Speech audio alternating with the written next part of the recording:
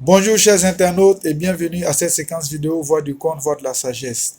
On ne le dira jamais assez, il faut écouter attentivement les contes, les sonder surtout pour y trouver les routes, les chemins, les voies qui mènent à la sagesse.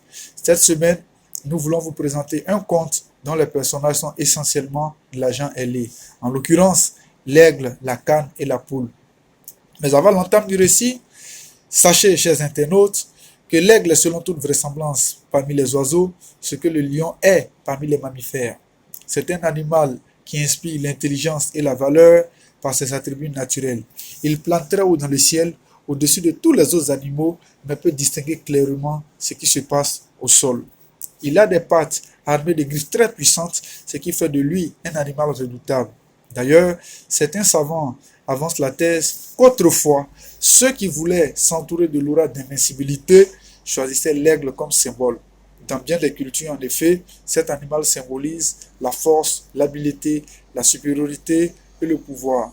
Il n'y a rien donc d'étonnant à ce que l'image de l'aigle soit associée à la royauté. C'est donc cet animal majestueux que nous donne une leçon de vie dans le conte que je viens vous narrer. L'aigle dit un jour à son petit: tu as trop duré dans le confort du nid, il te revient aujourd'hui la responsabilité de nous apporter le repas du jour. Le petit s'en alla, et dans le premier village auquel il arriva, il trouva des canetons marchant en rang avec leur maître juste derrière eux.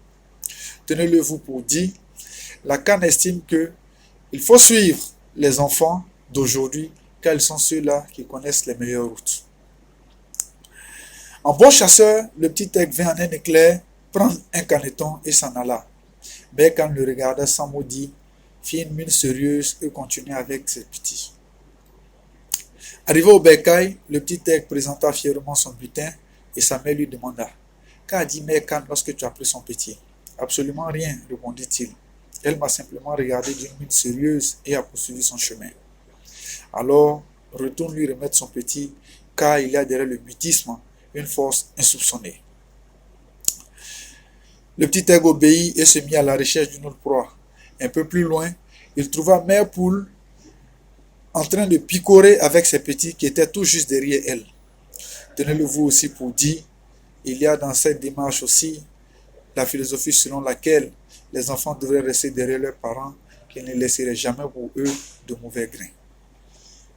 En bon chasseur, le petit aigle vint encore en un éclair prendre un poussin et s'en alla. Mère Poule tenta de le poursuivre, cria, vociféra, insulta, proféra même des malédictions.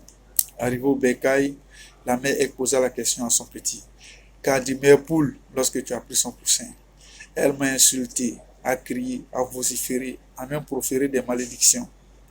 Alors, reprit Mère Aigle, celui-là nous pouvons le manger, car il y a derrière les lamentations, les cris, un signe évident de faiblesse. Quelle est la leçon que nous souhaiterions partager avec vous à travers ce conte? C'est que celui ou celle qui crie, qui se lamente, qui insulte, qui vocifère face à une situation de frustration, fait simplement ainsi l'aveu de son impuissance.